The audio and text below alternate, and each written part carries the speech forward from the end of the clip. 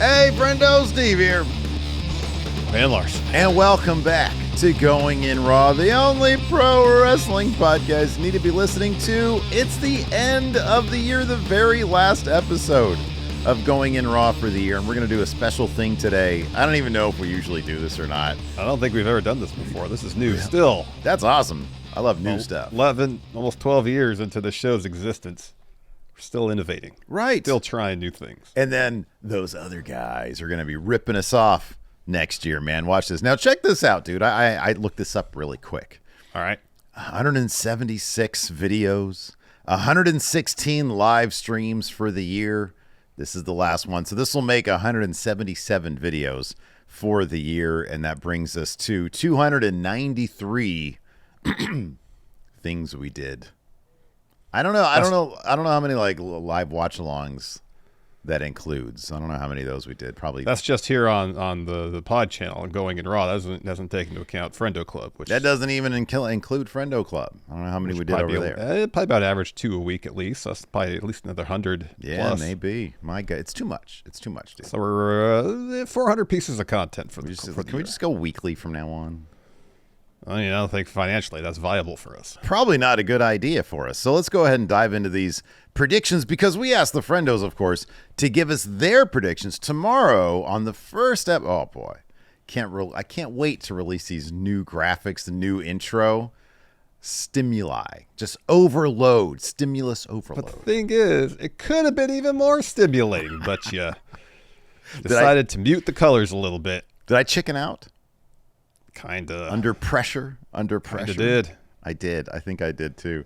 So yeah, tomorrow we've got our predictions for 2026, which is usually our favorite episode of the year. But I'll be honest with you, looking at some of these predictions from the Friendos, I kind of love this. I kind of love what we're about to do here. Yeah. This is great. Let's see if the show is as good as the idea on paper. Right. Exactly. So we're gonna kick things off. With the Poet's Poet. Is that right? Poe the Poet's Poet. Sorry. Poe the Poet's Poet. Says CM Punk will have a backstage altercation sometime after dropping the belt. Someone will be injured or suspended as a result. Boy, oh boy. I really hope this comes true, for the simple fact that we get to bring back, let me get this thing up, Punk Daily. Oh man, that is way too big. Punk Daily. Let's fit it to the screen. Fit to screen. There it is. We're going to have some Punk Daily tonight. All right. Yeah, we're going to have some Punk Daily tonight. All right. There we go. We're going to bring back Punk Daily. For those of you who might be new to the channel and don't remember, during the CM Punk drama year, which was 2022, I guess, it was just story after story, update after update of CM Punk and just the personality clashes backstage at AEW. Yeah. And so we had a dedicated segment and theme song provided by the Observer. It was a cover of TV Party, and it was Punk Daily. And here was the overlay for that. We're going to have a Punk Daily tonight. So, all right. So he seems, this is my take on this, he just seems way too drama-free, seems too happy. He seems like he's just, everything that Braun Breaker is saying about Punk seems kind of true. He doesn't seem like he's got that in him. I think they're making him happy in WWE. He's champion, and I think that this run as champion will probably get another Mania main event, and they'll keep him in prominent storylines. He's really popular. There's no reason for him to be upset. It doesn't seem like it. No, I'm sure they're treating him well. They're paying him a lot. And in his mind, he probably feels like he's finally seen as a top guy, like he should have been seen in 2011 and 2012. And I think for him, that probably means the most.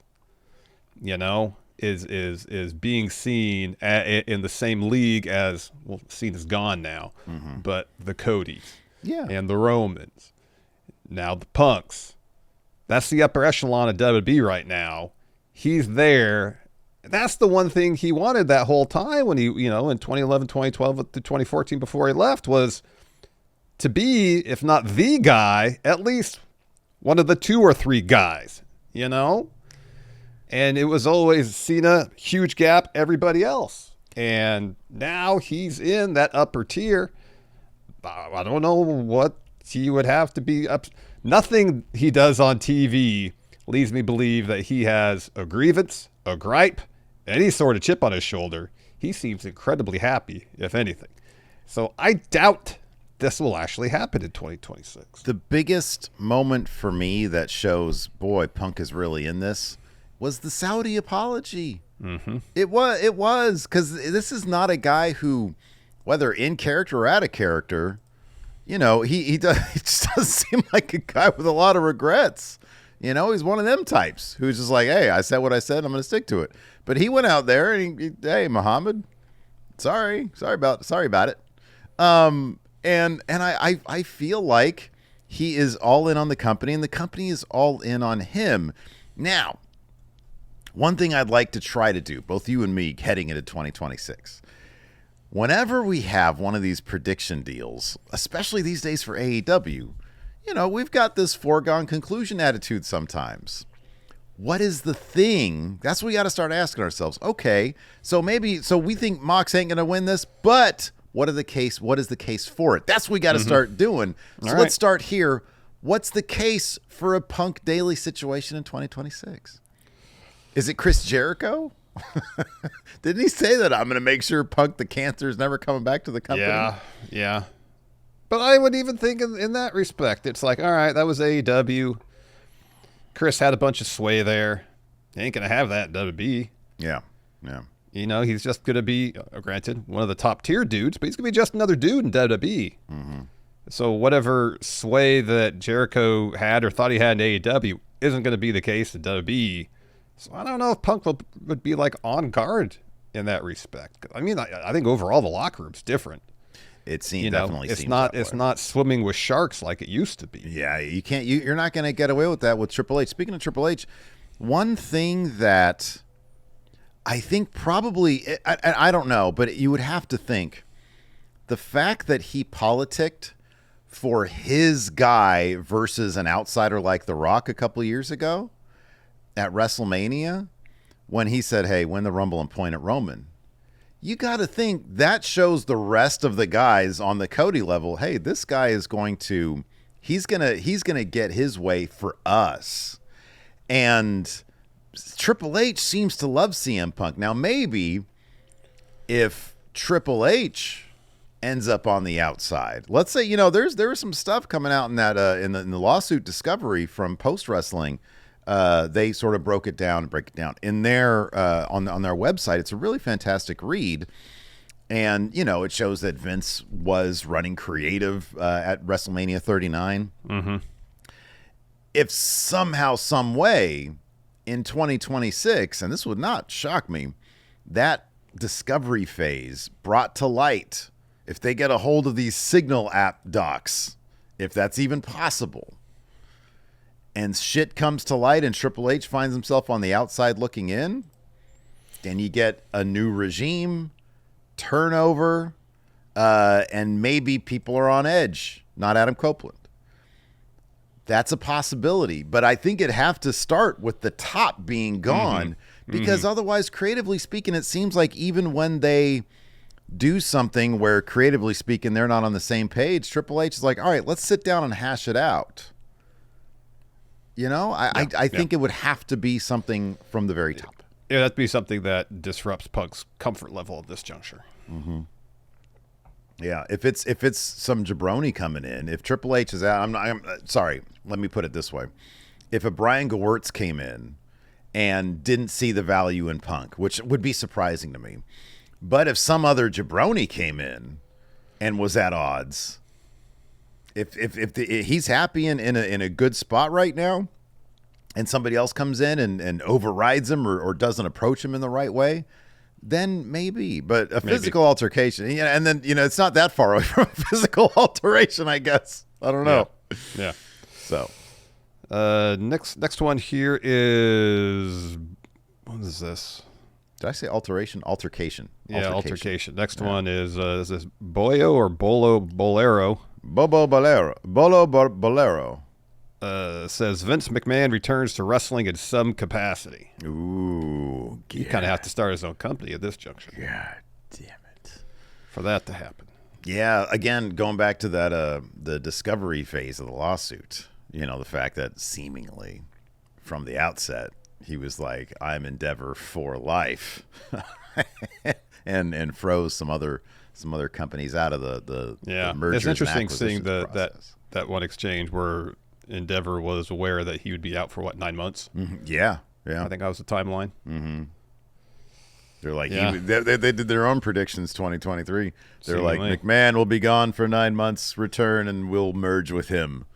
And it was only 6 months that he was gone, and then they in fact did do that. Yep. So it'll be interesting to see how that lawsuit plays out. Yeah, I find it in some capacity.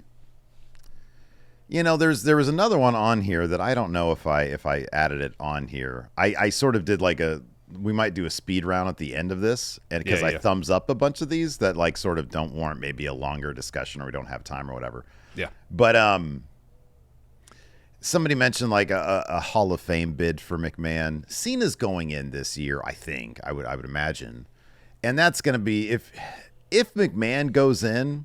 There needs to be more time. I feel like once the lawsuit is done and settled,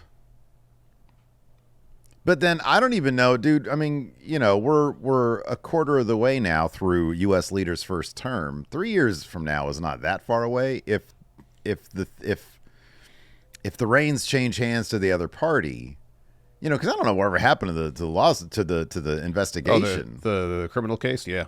Because I think I don't know, it's not going to happen under this guy. That's for damn sure. Yeah, it's not. But under the next guy, I think maybe it's possible they bring it back. I don't know. Mm-hmm, mm-hmm. So I think there's still a pretty long road legally for Vince. Yeah. But does some capacity mean he's going to be in another video package? I mean, well, then maybe I could see that. Possibly. Yeah, probably. The John Cena. When John Cena gets into the Hall of Fame, will Vince be in attendance? Well, reportedly he wasn't at his last match. Right. So I would guess not.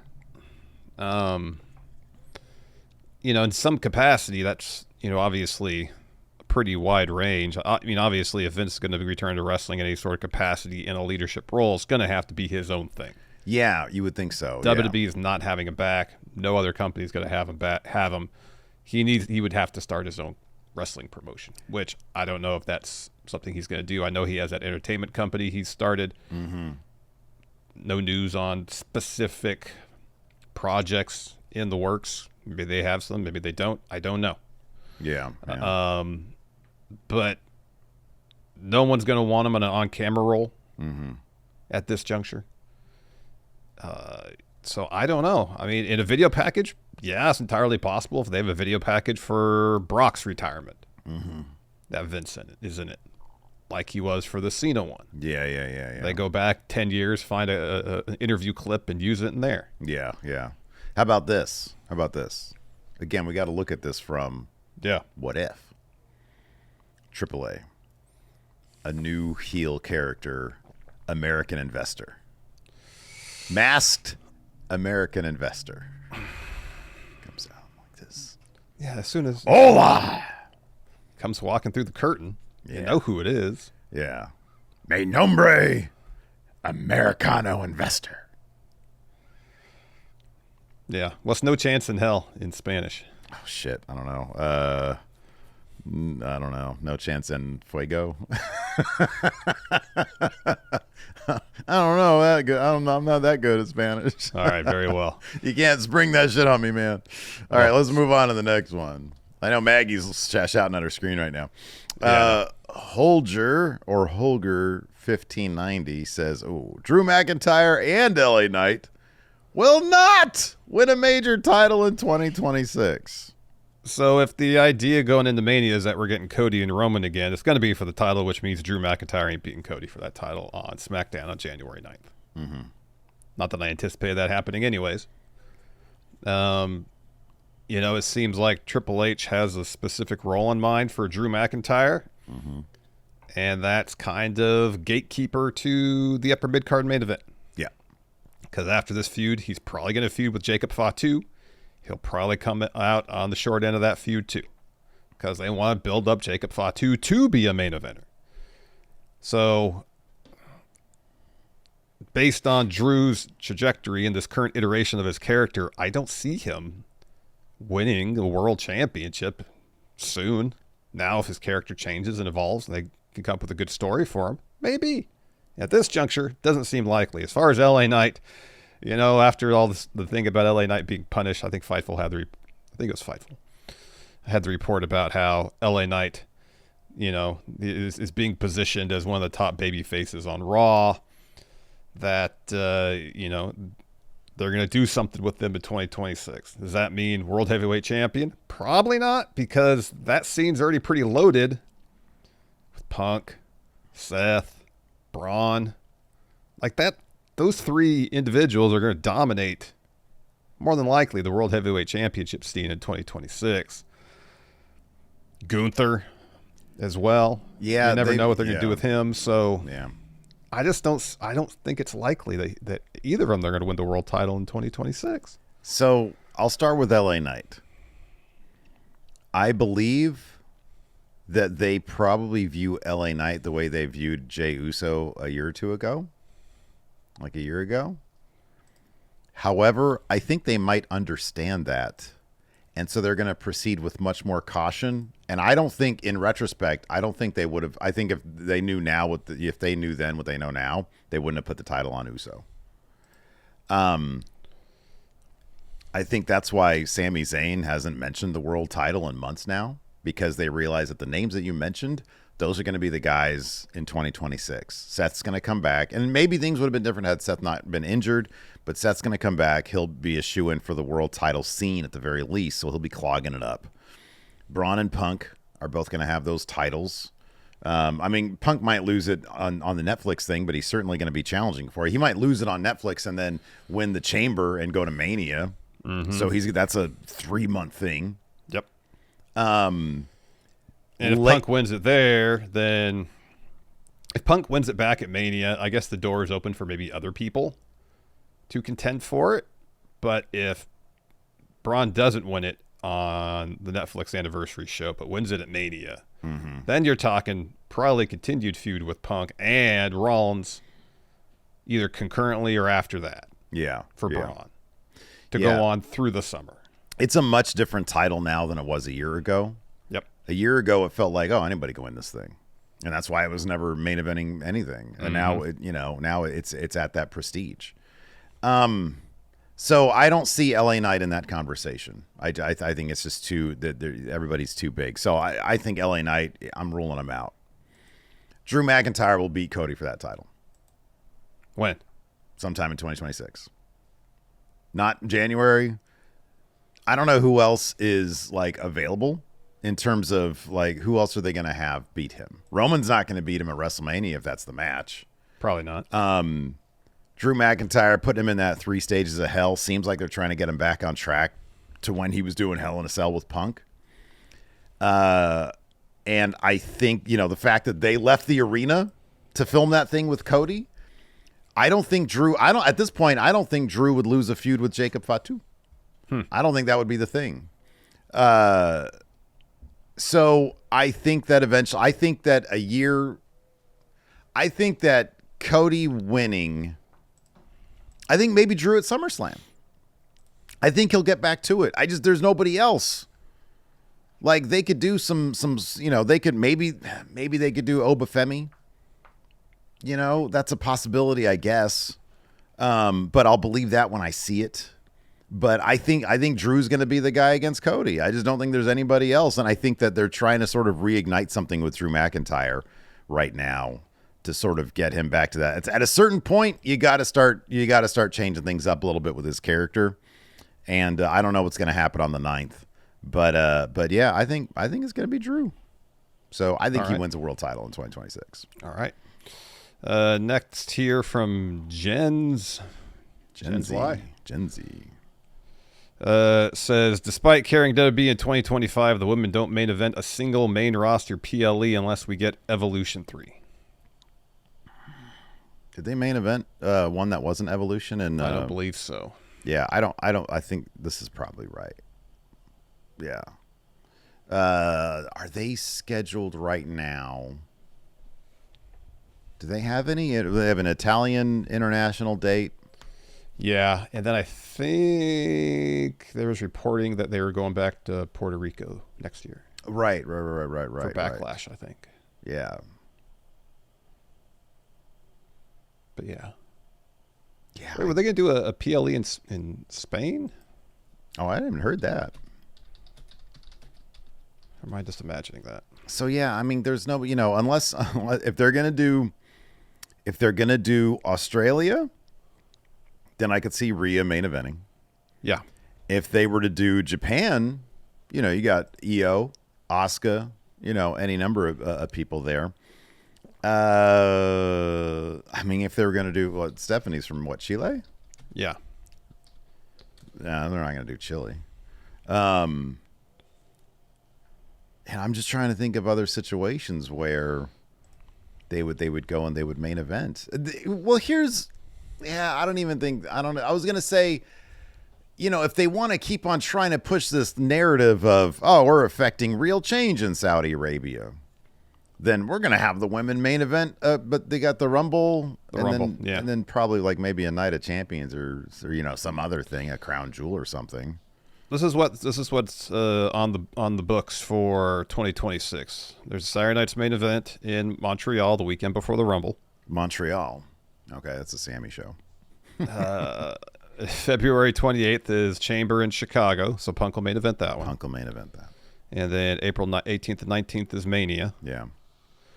May 9th is Backlash, Puerto Rico. Okay. May 31st is the PLE in Italy. August 1st and 2nd, SummerSlam in Minneapolis. Okay. And then September 6th is Money in the Bank in New Orleans. Okay. That's it. All right. Yeah, dude. I don't know.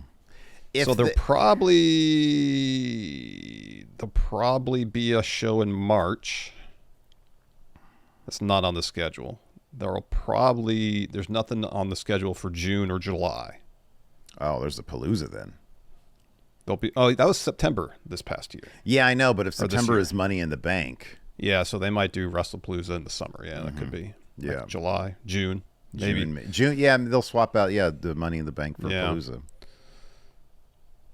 Or they might just do July, early July. Mm-hmm. They'll skip June since the Italian show is May 31st, and then SummerSlam's very beginning of August. They might do 4th of July weekend or something for something. Yeah, I don't... Look, if they get... I'll say this. If they dedicate a ton of... Number one, most of their big names are in the tag division. You got Rhea and Io in the tag division. They're probably going to win those titles next week. I think this is probably right. I think 2027 maybe we'll see that possibility, because you have the possibility of Roman retiring. I don't know about CM Punk. I mean, I don't think he's going to retire that soon, but he might slow down by that point. He's old. If you believe what Kevin Nash says, he already has slowed down. I don't want to bring that up, but yeah, he's slowing down. Hey, before we continue on, man, I want to bring this up. It's a new year starting tomorrow. Therefore, we've got a new predictions challenge. In fact, we've got two kicking off. The normal predictions challenge, which may or may not begin on the Netflix special. I think right now it looks like it's going to start with the Netflix special. Yeah. And then of course we've got Saturday night's main event at some point in January, and we've got the Royal Rumble from 24th Saturday night's main event, 31st is the Rumble. You can keep telling me that, and I'm going to keep on, because I don't know what's going to happen. I've not seen a single advertisement for this Saturday night's main event. You haven't? They advertised it on Raw. Isn't it wild? Back-to-back nights that they have SmackDown, and then they have Saturday night's main event in It's Montreal. crazy that I missed that, but I catch every DoorDash commercial because those DoorDash commercials are hilarious. Now, so if they maybe if they did some Saturday night's main event advertisements where they animate DoorDash bags. That's what I was going to say. Right. Did they use Just the for you. Obsession song in those things? No, because it's the residency thing. So they're advertising the SmackDown and the Saturday night's main event. Then what? I'm not gonna. If they don't kick on, who sang that? Who did that song? Oh, I don't remember. You're my obsession. Da, da, da, da. Dun, Yeah. dun, dun, dun, dun. This is Dun, dun, dun, dun, dun, dun, dun. dun, dun. That's They're when not gonna Steve's do ears that. perk up. Yeah, they're not going to I'm like, whoa, Saturday night's main event. Count me in, baby. Listen, we got the predictions challenge coming up at some point in January. There's Saturday night's main event. The following weekend, we got the Royal Rumble. It's a huge predictions event. Should be a lot of fun. So if you want in on that, click join right here, youtube.com/Stephen Larson, or go to patreon.com/Stephen Larson. Click on the Friendo Club set up there. It's $5 a month. Any way you do it. And then, of course, the big predictions challenge. Here's the thing. For people that I'll talk to you about it off camera. But the big who will be the tribal chief? It's just administrative stuff. The tribal Ultimo chief, Friendo. Yeah, Tournament of Champions. Yeah. the Ultimo Friendo tribal chief, champion of all champions. The Tournament of Champions is upon us, starting in January, culminating at WrestleMania, the show of shows. Correct.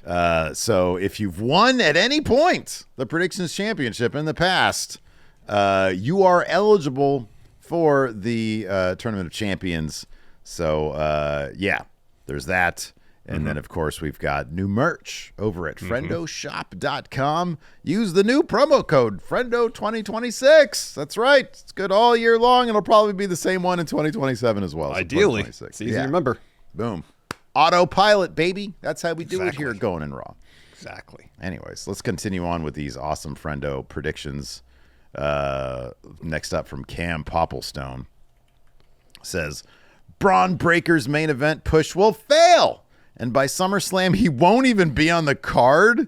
And then we'll sort of piggyback this one. Yeah, Go yeah. Birds says Obafemi will win a world title before Braun Breaker. Won't even be on the card by SummerSlam is a wild prediction.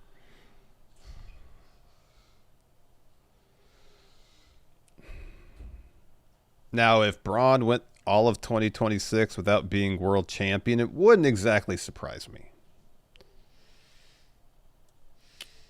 Completely. You know, Triple H seemingly likes to take his time. We all thought Cody was going to win at Mania 39. He didn't. They waited the extra year. I think it benefited everybody involved in the end. But I don't know if it's going to be... So... For the longest time, we thought Braun and Bronson were going to win those tag titles. And depending on what happens on the Raw anniversary on Netflix, if Braun loses, but there's some sort of overbooking that leads to his loss, depending on what that is, that could sidetrack him from the title scene for a while, potentially. And maybe they do a feud with Braun and Bronson and the Usos. You know, you want to put a spotlight in the tag division. That's a huge way to do it. So I could see a scenario where Braun doesn't win the title in 2026. They wait till 2027 to kind of have his coronation as the dude and spend all of 2026 really building him up. I don't even know when Obafemi's getting called up with the main roster. So I can't say if it was me, I'd call him up and put him at the very least in the U.S. Intercontinental title scene immediately, if not directly to the main event. Now, if something like that happens, it's entirely possible he does win a world title before Braun. But since we don't know when he's getting called up, he's currently NXT champion. I don't know. I could say, yes, Obafemi, I think he's going to win the world title before Braun. I just don't know. I definitely see your point about Braun Breaker and them taking their time. There's reports that, of course, they have a plan for Braun that they don't want to stray from. I would be surprised if that plan included Braun not getting the world title until 2027. I would be surprised if he left 2026 without a world title run, especially now that Seth is out injured. And they really like the vision. And you know how Triple H is? You're kind of not legit until you have the title, but he sees the vision as being legit because they're opening every damn Raw with a 20-minute promo. Ugh. And the only thing that's missing from that visual, and we know Paul loves this, is that world title over Braun's shoulder. I think they're going to pull the trigger on him. I'm like 50-50 on the Netflix thing. But if not that, definitely at Mania. Yeah. So, but yeah, saying if he's not on the card by SummerSlam, it means he's injured, and that is it. Yeah. Yeah. They have invested. You got to look at the investment. If the investment is there, especially now where singular stars matter less, and it's an ensemble to carry the brand carries the brand. Then you can do things like, hey, is he ready? Yeah, he's like 90% ready. Let's go ahead and do it. As opposed to let's make sure like he's ready. Yeah. So yeah, I think that would really surprise me. I would be probably more surprised if they shot Obafemi to the top. I am with you. I think they should, but it doesn't seem to be the MO these days. So I'd be surprised, but I would be very pleasantly surprised if they did do that, and I think it'd be awesome. But I don't know if I see that happening. Yeah, you know, one thing they could do is kind of do a bit of a trial run with Braun. He wins at the Netflix premiere, loses it back to Punk at Mania. That's his story. You know, that's his story. It is. You know, and where Seth returns, he's in the same disguise that Austin Theory had, revealed to be Seth. Mm-hmm. He helps Punk win, stick it to Braun. Braun and Seth feud through the summer. Punk goes on to feud with I don't know who, and then eventually it's back to Punk and Seth. Mm-hmm. Yeah, definitely see that playing out. Yeah. Seth wins it back at some point. Again, back to feuding with Braun. Braun wins it off Seth. Something along those lines. Yeah. I could see that. Next up here from Arbalest. Arbalest says, a massive name, the likes of Seth Rollins, Drew McIntyre, Kenny Omega, will leave or be released from their respective company. None of those names are being released. Well, okay, or we'll leave. So I believe they're all under contract for quite a while. Yeah, that's the thing about 2026. When you look at the contract situation, not a lot of wiggle room for a lot of these people. No. 2027 is a different story. Yeah. I think that there's the possibility that 2027 could see some movement. But big names, we have a count out that already went up where we discussed the possibilities of some of these. And in fact, you know what? I'll do this. I will put this one. Yeah, bump that one up right under here because outside of Chris Jericho, which at this juncture just seems shoo-in that he's going back to be the other name we mentioned. That seems, I don't know how likely it is to happen, but the most likely outside of Chris Jericho is from Radu Tanisi. I'm not doing good with names today. Bailey will become All Elite. So I think the reporting is that her contract expires at the end of 2026 or towards the end of 2026. Now, I mean, she's featured prominently. It's not like her creative over the last couple of years has been consistently good, but she's on TV for the most part. Yeah. She's involved in a storyline with Lyra now. Will that lead to them becoming tag champs? I don't know. Because they've invested a lot in terms of building up the women's tag division. There's a lot of main eventers in the women's tag division right now. Yes. A lot. I'm not sure. It's getting one of those things where Bayley's kind of accomplished everything at WWE. So from a creative standpoint, is there things that she can do outside of the title that's interesting and fulfilling for her? If the answer to that question is no, maybe she would entertain other options. If the answer to that question is yes, I don't see her going anywhere.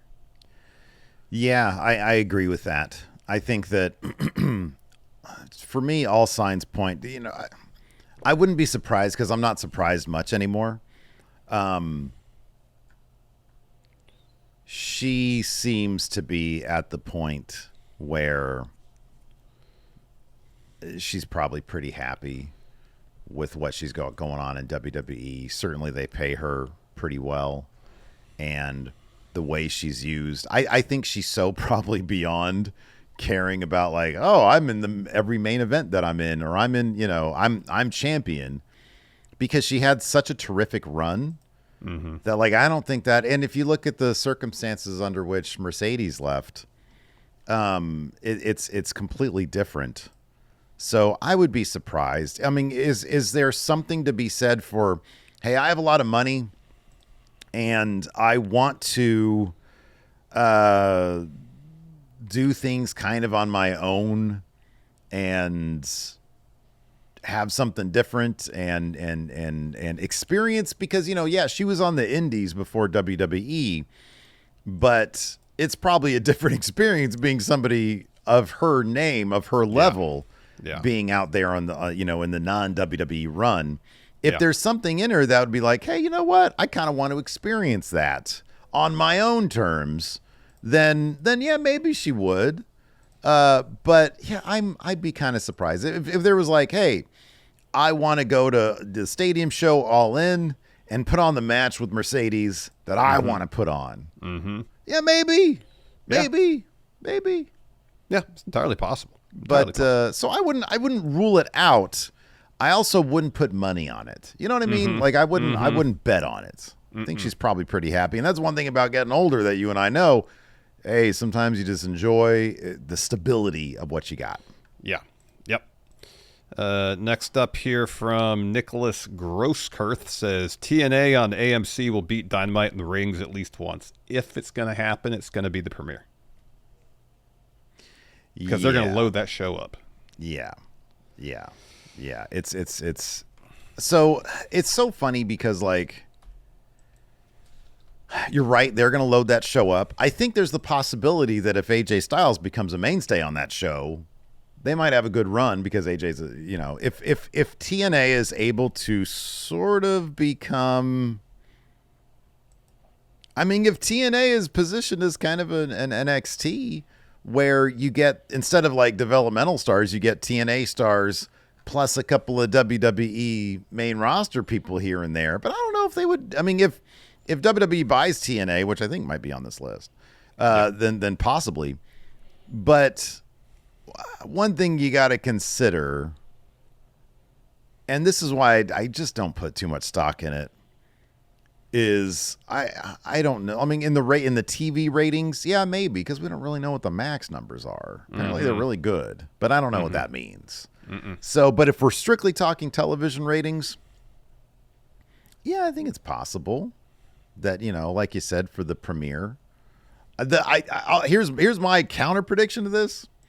The drop off between the premiere and the second episode is going to be fucking massive. Yeah, it is. Because you usually see that. That's not, and that's like the same thing can be said, I think, for Dynamite, like the first episode of Dynamite and the next one, or the first episode that CM Punk was on Dynamite or Rampage, and then the next one, massive drop off. Yeah. So yes, I think it will get a really decent number out the gate. But the drop-off is going to be, my prediction, 44%. Yeah, it's going to be pretty huge. It's going to be a big drop-off there. It's going to be a massive drop-off. Next here from Drew Lytle says, whether it's from current American president, the Saudi relationship, or something internally at TKO, something that's going to explode in WWE's face with his business dealings and put them into damage control. Let me ask you this. Sure. This is kind of a heavy one. Do you think Riyadh season, the Saudi government's, Yeah.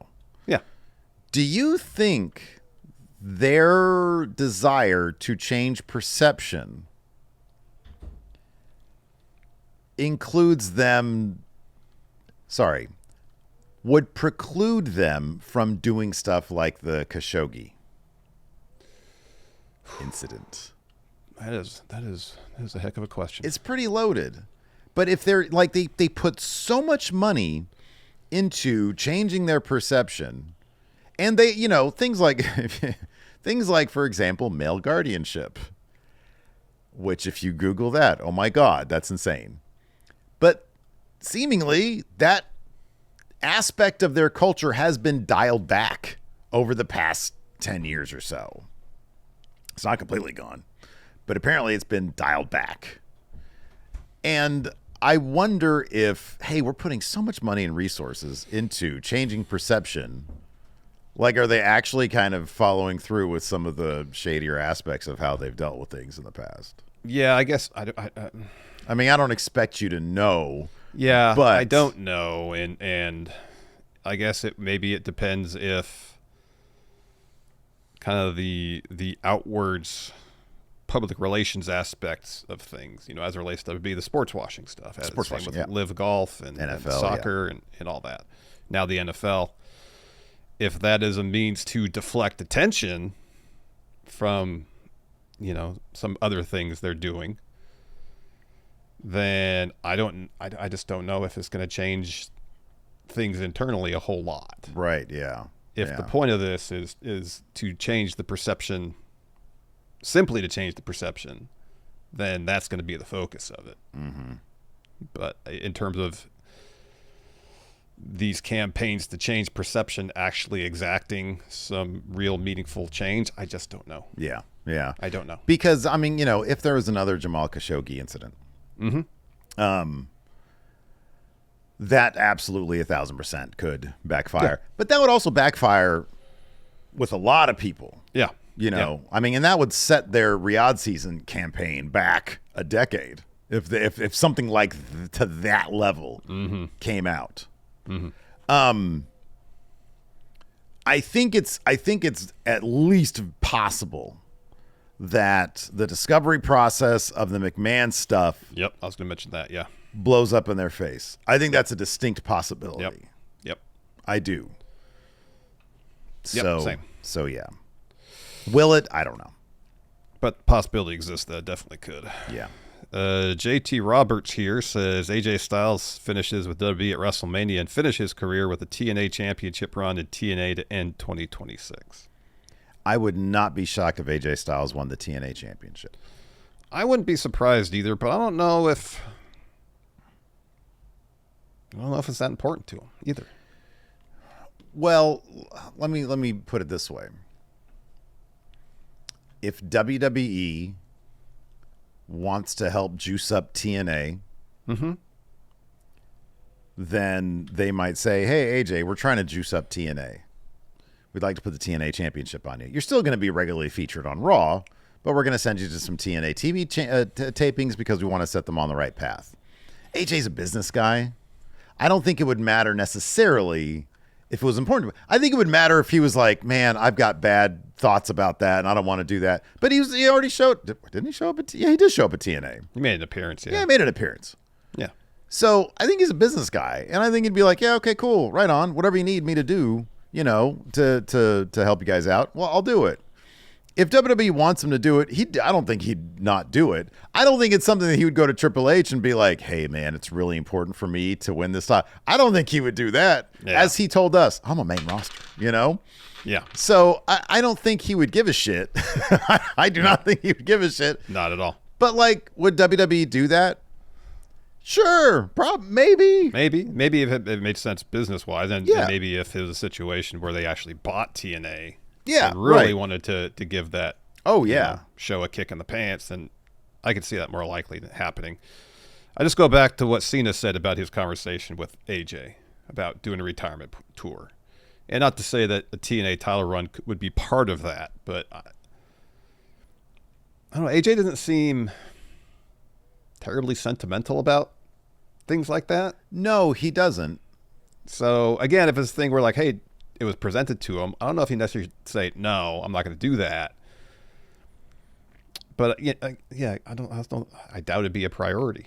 I don't know him personally. Yeah. But what little interaction we've had with him and what we've heard anecdotally about him, I just don't know if that would be something that'd be like, yeah, I'm super jazzed about this. I just don't know.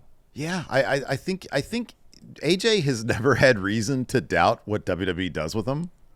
It's he again didn't put him in NXT. They shot him straight to main roster in a debut at the Rumble that is still talked about today. and he was champion for like a year, whatever it was. Vince liked him. Everybody liked him. He's had a killer run. And I wonder if the Cena thing was like, Cena, you've been gone for a long time. You make sporadic appearances. I've been on this grind since I got here, save the time that I've been rehabbing injuries. And so I think maybe what Cena, the subtext there was, I'm not going to do an extended thing. They're going to put me out how they're going to put me out. I'm kind of happy just to be home at this point. I kind of want to get this done with. And however they want to do it, I trust that they're going to do it in the right way. That could be. That could be. I guess another aspect of it too, if it's a situation where he's like, I don't want to do an extended run.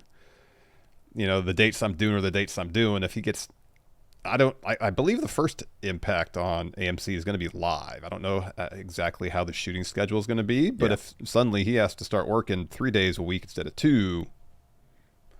Oh, if they start adding shit to his schedule, he maybe he would, but then again, he's a professional. Yeah. If they're like, hey, we're going to add some dates, we'll give you some more money, and then this is how we're going to, put you down. Then I think AJ would do business. It all depends. If WWE's like, hey, we'd like to do this, I'd be shocked if AJ said no. So if WWE wants to do it, then he'll probably do it. If they're like, TNA, we got your TV deal, fuck off, then maybe that'll be the situation. SOTB Tampa says Seth Rollins starts the new Shield. Austin Theory is member number 1. The military pants are a giveaway. Well, this week we saw him with trunks and a belt, but the trunks and the belt were both black, kind of Shield-ish, maybe. Yeah, maybe they don't lean too hard to the idea with it. They have that tease week 1, his first match. Mm-hmm. Yeah, maybe. I don't know. I realize the duct tape on the butt area is not a good look. So yeah, that could be. I like this little bit of fantasy booking here because I like the idea that Seth Rollins is inserting his guys into this vision. And I think, hey, I just want a big plot twist. I want a big turn, a big moment, because I think that'd be really cool. So a new Shield. And also, that's one thing that I've sort of eased up, and I haven't talked about it for a while. But WWE they have such all these great, wonderful factions of the past, this wonderful IP. Take advantage of it. Start a new Wolfpack. Start a new NWO. Start a new DX. Fuck it. You've got these name brands. Do some cool story shit with these name brands. Yeah. Seems like Judgment Day might be on the way out. So yeah, you're going to need a new faction. Yep. Gary Gainey here says Gunther will go the entire year without a loss and be the biggest heel in the last 20 years. Well, if he goes all of 2026 and without losing, and in the course of the year retires AJ Styles, Brock Lesnar, maybe R-Truth. I mean, there could be a lot of heat on him. Although he has to come out and do more than, the night after the way he did with Cena, saying I made Cena tap out. Yeah. There's got to be more to his character than I retire old wrestlers.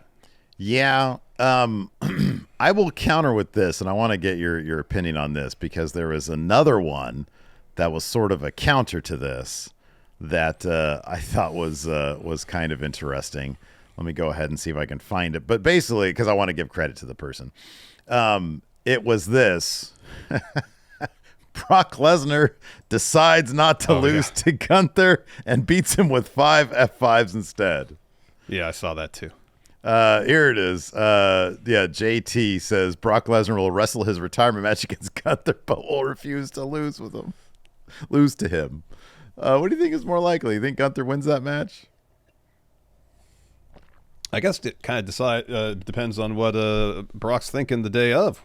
Yeah, right. He wakes up. He's like, I don't want to lose. Yeah. Well, he's probably not going to lose then. Project Storm 1999 says Gunther makes Brock Lesnar tap out. I don't know what's more likely. It's Brock. Yeah, and I don't know. It's hard to predict what he wants to do and what he's going to do. Is it the day of the show? Because then you can ask him. Yeah, exactly. And how will Triple H handle it? He's like, I'm trying to make this guy. I wonder how much of it too depends on how much Brock likes and or respects somebody. Oh, definitely. It's easy to go back to the Dean Ambrose match, and it's pretty clear Brock didn't think much of him. Mm-hmm, yeah. Because he gave him nothing. Yeah.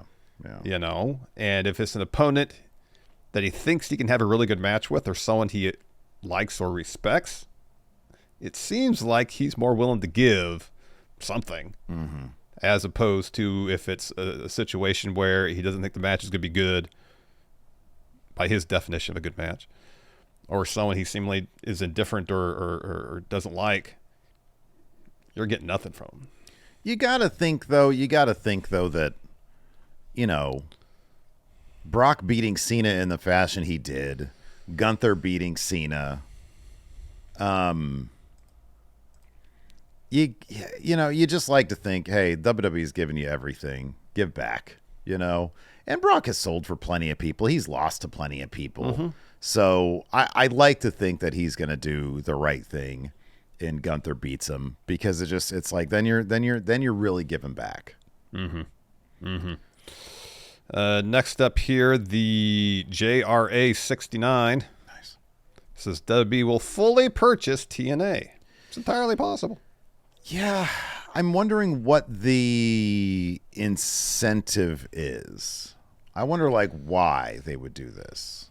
If they think they can juice a lot of money out of it, if they think it's worth the purchase. I mean, I don't think the purchase price would be very much at all. I think it'd be I think this would be they could buy TNA for probably less that they paid John Cena his retirement year. Maybe. No, in the end, whenever they do these type of moves, my first thought is they're doing this to stick it to AEW. Yeah, that would be the reason. It ain't the library anymore. They don't give a shit about the library. No, they anymore. don't care. They don't care about their own library, evidently. They don't at this juncture. They don't. They really don't. So it's how does them buying TNA stick it to AEW? Mm-hmm. Now, it's one thing to, obviously AEW years ago had the partnership with TNA. That fizzled out. More counter programming. Yeah, I mean, if it's simply their strategy is to just dump as much wrestling programming out there, thinking, well, Raw and SmackDown are going to rise to the top regardless because that's the name brand in pro wrestling.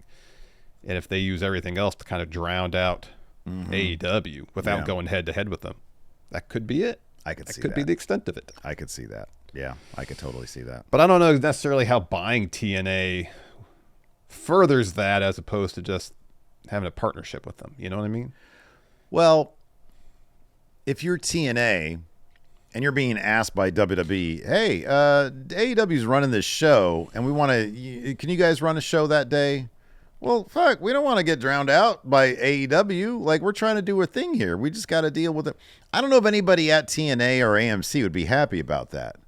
If it was WWE and they owned it, then they wouldn't care about using them as, fodder. Fodder, thank you, yeah. Yeah. So I can see that's maybe the difference. Another aspect of it is the more wrestling promotions they own, the less likely, in theory, that there'll be talent jumping to AEW. And then to a certain extent, they can have more control over, the movements of wrestlers and how much they get paid to switch companies. Yeah, absolutely. If somebody has the option of okay, well, we could release you or we could pay you a lot less to go to TNA, maybe that's the situation that they would want. Yeah. I could see that being the case. Diehard Homer here says Adam Cole will sadly announce his retirement. Yeah, this one would not shock me at all. It wouldn't surprise me at all. It wouldn't. I could see this happening. Zondo here says AEW will start a rebound primarily motivated by WWE pricing out their audience of events and PLEs. I think AEW's rebound, if it happens, will be based off of the stories they're telling. I do think that there's something that AEW, I've sort of talked about this recently.